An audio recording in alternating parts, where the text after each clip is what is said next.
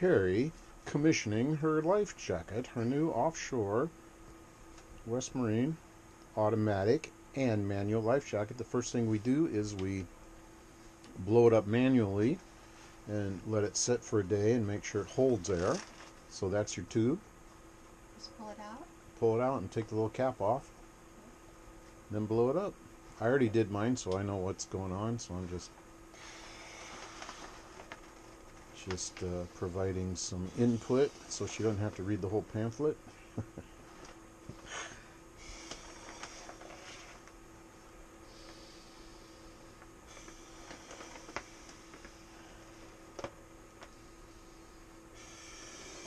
think it's going to blow up behind your head too.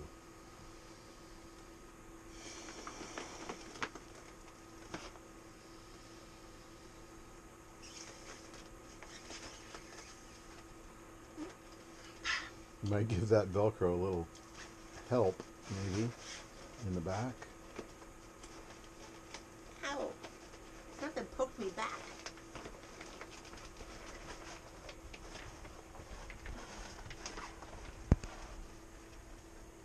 Yeah!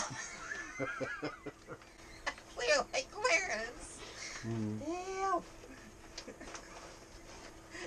That's probably enough to save your life right there. Yeah. But still, you help want me. it. Or just blow on it, see if it'll pop out like it should. No. You can't blow that hard. I think I'm stuck. May I give you a hand? There we go. There we go. Now it popped out on that side. Pop you up on this side.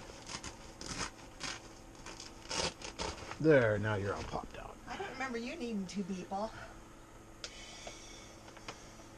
I might. I don't remember how I did it exactly. Blow it till it's nice and firm, and then we'll let it set for a day. Okay.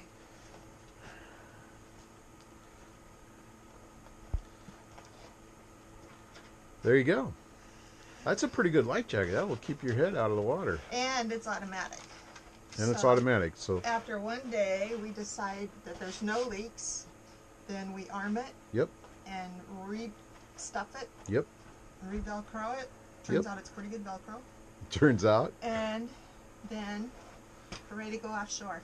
And then you can, it's automatic, but you can pull the rip cord to And make this it go, is what goes. or it's water activated. Nice. So if you fall in the water will dissolve a particular connection and it will inflate. Nice. And I don't think rain will do it. That's how you tether on. Oh, rain. Wouldn't that be funny? Okay, so this is how we tether onto our jack lines when we go out of the cockpit for any reason. Yep. And actually, I'm going to be tethered on in the cockpit at times. Yeah. You know, if it's rough. If it's rough out, might as well. Okay. Good times. Now we just same time tomorrow. Well, we'll be busy same time tomorrow, but yeah. We'll make sure it's make sure it stays. Make sure it inflated. stays. Yeah. And then we'll arm it. Yay, Teri. Yay, Jim.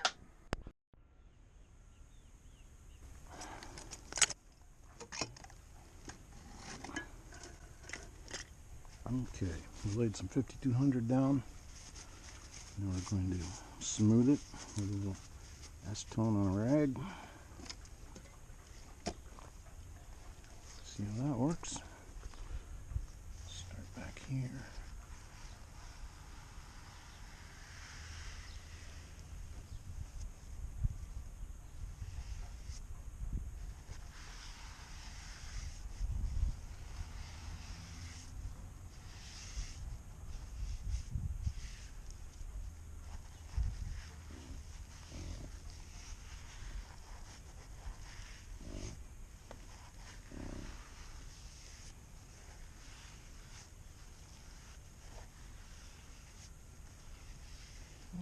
Bad.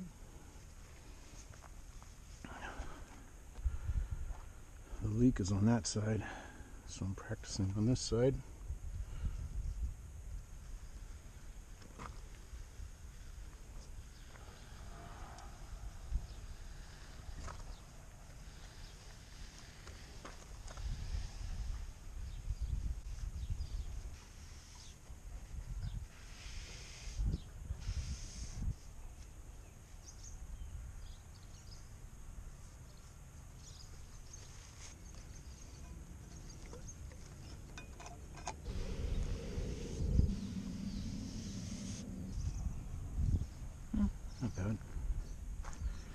5200 got hard from last time I used it down to about there, so I had to poke a hole in the side.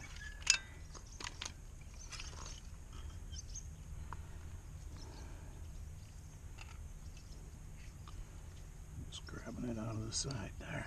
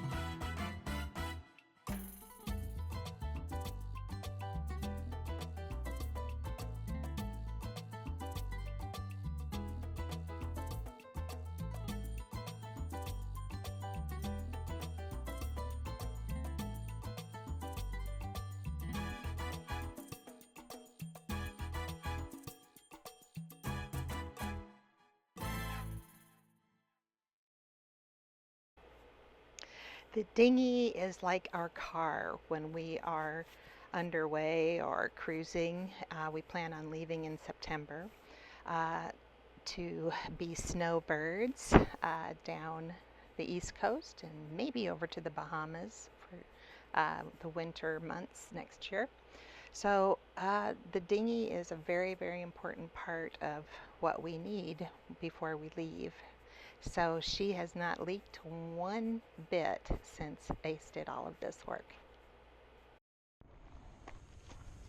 The finished product.